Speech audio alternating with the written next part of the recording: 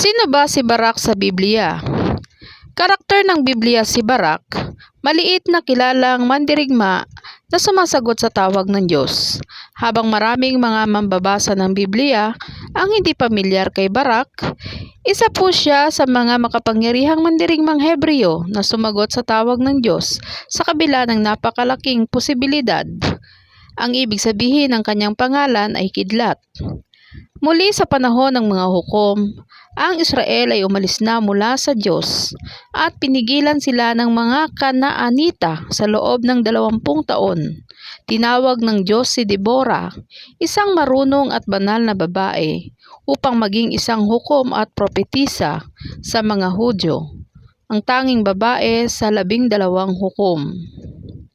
Tinawag ni Deborah si Barak na sinasabi sa kanya na iniutos ng Diyos sa kanya na tipunin ang mga tribo ng Zebulun at Neptali at pumunta sa bundok Tabor. Si Barak ay nag-aalinlangan na sinabi na pupunta lamang siya kung si Deborah ay sumama sa kanya. Sumang-ayon si Deborah, ngunit dahil sa kakulangan ng pananampalataya ni Barak sa Diyos, sinabi niya sa kanya ang kredito para sa pagtatagumpay ay hindi mapupunta sa kanya, kundi sa isang babae. Si Barak ay humantong sa isang puwersa ng 10,000 lalaki, ngunit si Sisera, pinuno ng hukbo ng mga Kanaanita ni Haring Jabin, ay nagkaroon ng kalamangan, sapagkat si Sisera ay may 900 o 900 karete na bakal. Sa sinaunang pakikidigma, ang mga karwahe ay tulad ng mga tangke, mabilis, takot at nakamamatay. Sinabi ni Deborah kay Barak na sumulong sapagkat ang Panginoon ay nawala sa harap niya. Tumakas si Barak at ang kanyang mga tauhan sa bundok Tabor. Dinala ng Diyos ang isang napakalaking bagyo ng ulan. Ang lupa ay bumaling sa putik. Poging down chariot si Sisera. Ang ilog ng Kishnon ay umapaw na nagwawasak ng marami sa mga Kanaanita.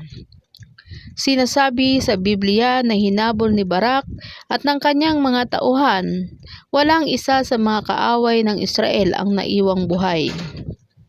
Gayunpaman, pinamumunuan ni Sisera, tumakbo siya sa tolda ni Jael, isang babaeng Kenita. Kinuha niya siya, binigyan siya ng gatas upang uminom, at humiga siya sa isang higaan. Nang siya ay natulog, kumuha siya ng istaka at martilyo at pinalayas ang taya sa pamamagitan ng mga templo ni Sisera at pinatay siya. Dumating si Barak. Ipinakita ni Jael sa kanya ang bangkay ni Sisera. Sa kalaunan, pinatay ni Barak at ng hukbo si Jabin, hari ng mga Kanaanita.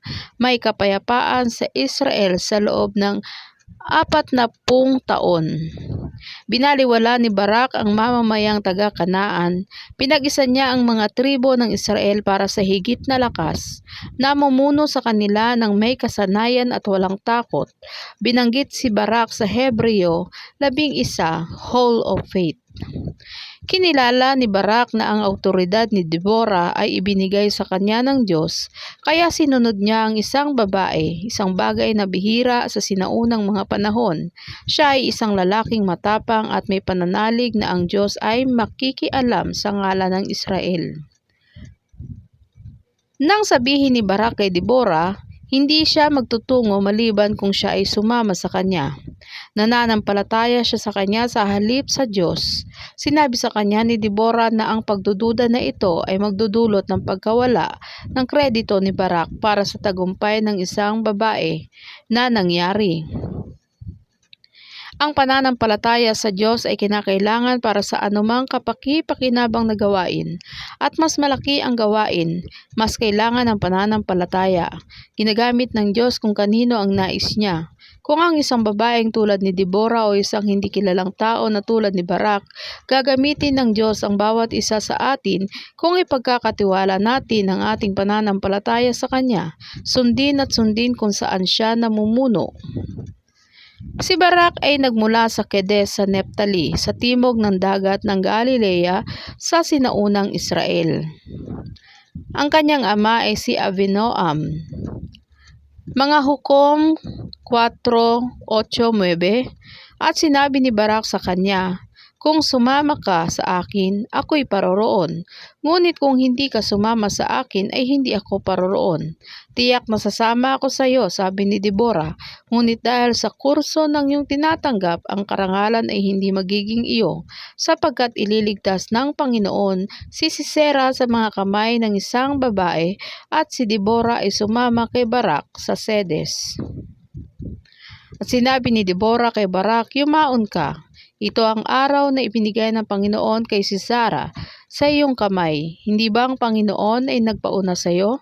Sa gayoy bumaba si Barak sa bundok ng Tabor na may 10,000 lalaki na sumusunod sa kanya.